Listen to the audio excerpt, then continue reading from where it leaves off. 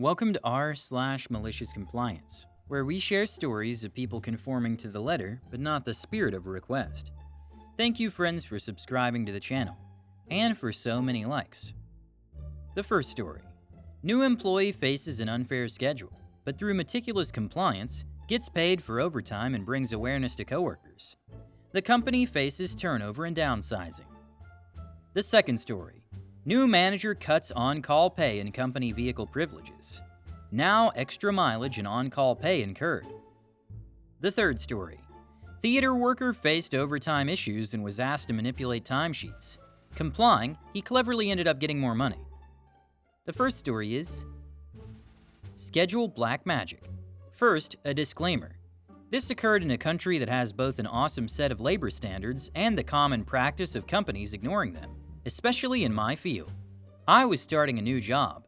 The basic contract had no serious red flags. After signing, the owner asked if I would be willing to work late 1 or 2 days to go home early 1 or 2 early. I told her it was fine as long as it was an even trade. Later, she said I should be at work 30 minutes early because work starts at 9 a.m. sharp. I met with the manager once before the start date, and she said the same thing about coming early. I decided to see how the rest of the work and schedule went before making a stink about it. If the hours were lax and they let us go home after wrapping up, no big deal. I started my first day and the schedule was a train wreck. I'm scheduled to work late 3 days and go home early 1 day. Hours work out to 40, but still not what I verbally agreed to. Breaks are 15 to 30 minutes throughout the day, and our labor standards state that for 40 hours they should be a minimum of a 1-hour block. Besides the small breaks, work was straight through 9 to 6. Breaks are unpaid and don't count against the 40 in this country, but are still mandatory. Even after you wrap up your duties, you're expected to stay. Whenever I just mentioned needing to talk about it, the manager just said it's okay, or we can't change it now, and refused to even listen. Cue malicious compliance. I kept meticulous records of my time, and I combed the labor standards. More than 8 hours of work per day is OT. More than 40 hours of work per week is OT.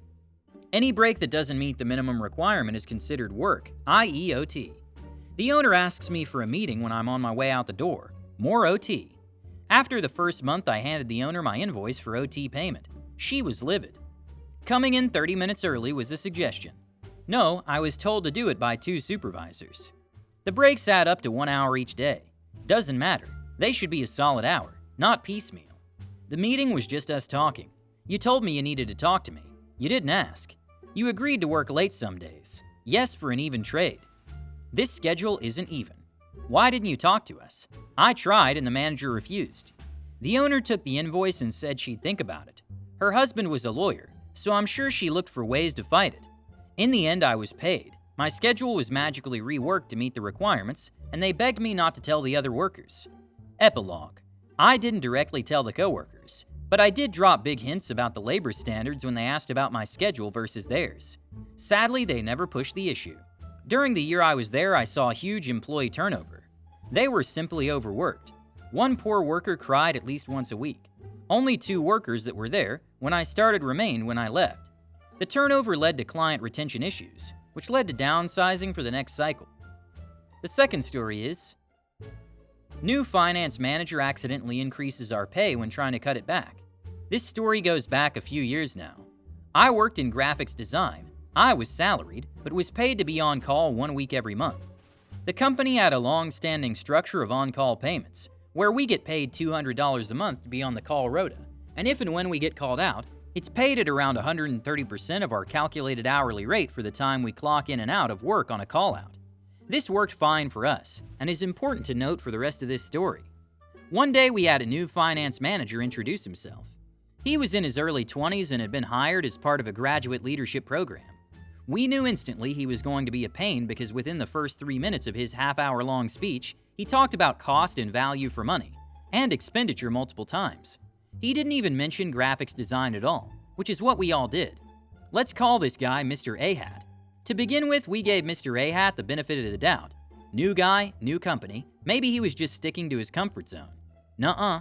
Within 2 weeks, he'd mandated that all expenses had to be sent to him for approval. Cue queries like, you're driving a transit. Why did it cost you $60 to go 100 miles? And why did you fill up at Shell? Morrison's is cheaper. This eventually led to, I don't want the trucks going home with you. please leave them at work and pick them up. Well, the reason it cost us $60 that one time was that we had 1.2 tons of product in the back, and we needed to run the engine whilst the pallets were being loaded and unloaded.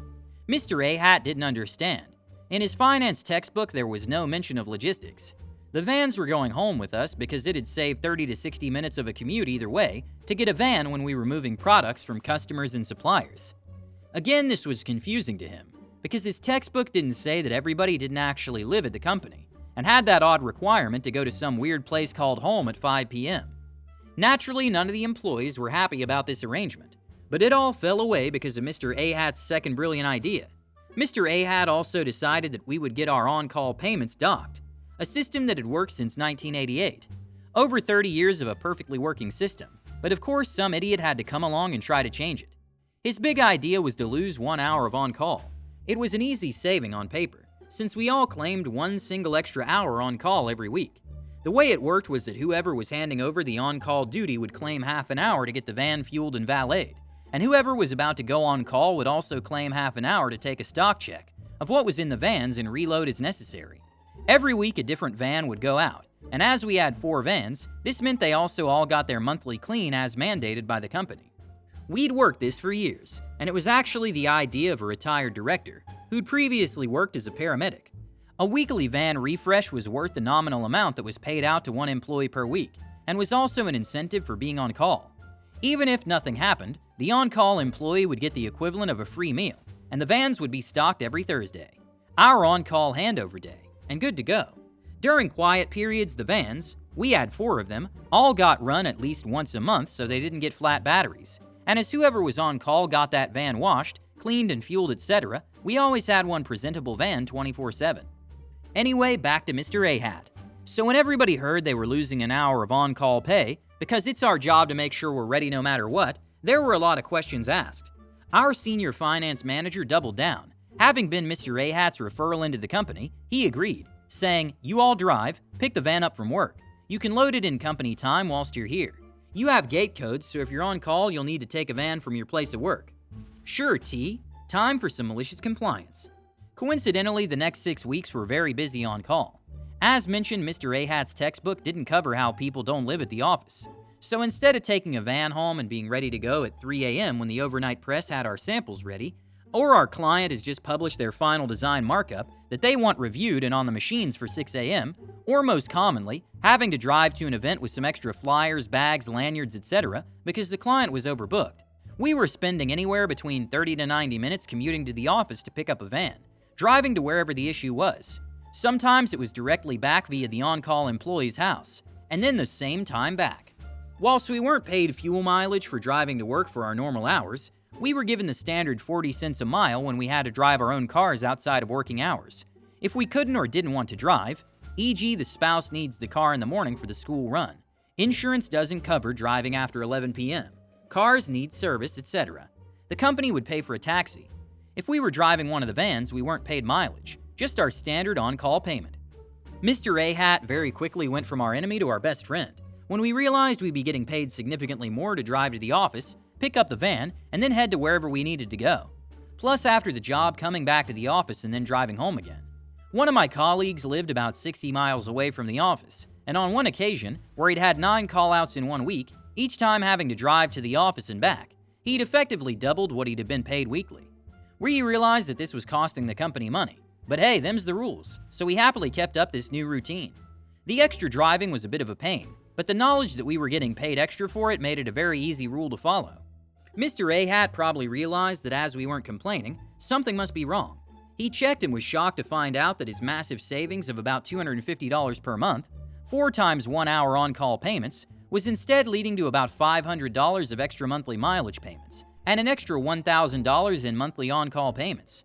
Not to mention that customers were complaining that what was a 20-minute response time was now about an hour, and one customer had noticed that one of the on-call employees would drive past the facility in his car, only to come back 40 minutes later with a van. Then 40 minutes after he left, they saw him driving back the way he came in his car. We'd initially complained about this for a while, but it fell on deaf ears. As soon as our company director heard complaints from the customers, though, time for action. Suddenly, we were allowed to take the vans home again. Our on-call handover was reinstated. Mr. A-Hat was moved out of our team. I was naive. I still am, to be honest, so I thought this was fine. However, a lot of the other people I worked with said no. We have our new way of working. That's how it's meant to be. Some people said that they'd bought another car or a bigger car now that they didn't need to park a van at home anymore, so they were unable to take a van home again. I don't believe this was actually true, but we stood behind the point. I worked there for another year and left to pursue my career. Everybody who worked on call continued to leave the vans at the office, drive them to pick up, do a job, drop it off at the office, then drive home again. Mr. A-Hat disappeared for a while and we never heard about him again. I checked the corporate directory and saw he was missing, so I assume he was shown the door. The senior finance guy was still in the company, but had absolutely no say in what we did. He was moved down from client manager to supplier coordinator, which I assume means he's now living his life checking contracts and financial statements. Ouch. The third story is, you want me to lie about my hours so I don't go into overtime? Okay. I work in theater, doing front of house / customer service work. So that means I typically do a lot of odd hours with evenings and weekends. At my former job, they only wanted to pay me hourly, despite asking for salary numerous times, and honestly, it would have benefited them more than me. On average, my weekdays would run from 2 o'clock to 10 o'clock, as I had my managerial and admin work I had to do during the day, which I couldn't always do during shows and events. I tried to schedule things so I wouldn't go into overtime, but every once in a while it happened. Shows run long. People like to stay and chat. Rental events don't know their timings well and really mess up the time. It happens, it's just part of the job. So it would be pretty common for me to finish with 8.5 or 9-hour days. And since I was paid hourly, that meant overtime. Eventually, my boss and the executive director talked to me about why I so often went into overtime, and why did I come in early when I knew I'd be staying late. I outlined that unless I couldn't, I would schedule my days to try and have some leeway to avoid daily overtime, but it wasn't always possible, and they should understand that. Especially my boss, as she had my position at one point before I started. While they did acknowledge that point, they didn't want to constantly pay for a little bit of overtime. Their solution was for me to adjust the hours on my timesheet on a day I worked over 8 hours, and just take what would have been overtime and put it on a different day. In other words, abuse labor laws so they wouldn't have to pay me an extra $9 or so for the half hour of daily overtime. I was unimpressed, but I was already looking for a new job, so I decided to play ball, because I knew I could still make my point with some malicious compliance. Thankfully, that first week there were events I knew would likely run along, and they didn't disappoint. I ended up having to spread 6.5 hours of work over 2 days, one of which I came in after 5, but I ended up putting on my schedule that I came in at 2. Still the same hours worked, just spread out to avoid the daily OT. Well, of course, when timesheets were checked over, this was noticed that there were 2 days I charged for being in the office when I wasn't by our accountant. When she asked what the situation was, I explained that I did what was requested. I took the daily OT hours and moved them to days I wasn't going into OT. Thankfully, the accountant and I were pretty close, so she just rolled her eyes at the stupidity of it all and went to talk to my boss and the ED about it. The cherry on top of it all? Because I still claimed the same amount of hours, I still went into weekly overtime, which ended up meant I got more money, because the weekly hours all came in one lump, rather than being spread out over the daily hours. 4 hours at 1.5 hours and 2.5 at double hours, rather than the 6.5 all time and a half. Oddly enough, for the last couple months I worked at that mess of a theater, they didn't really harp on me about daily overtime anymore. Hit the like button to support the channel, and subscribe. Have a good day.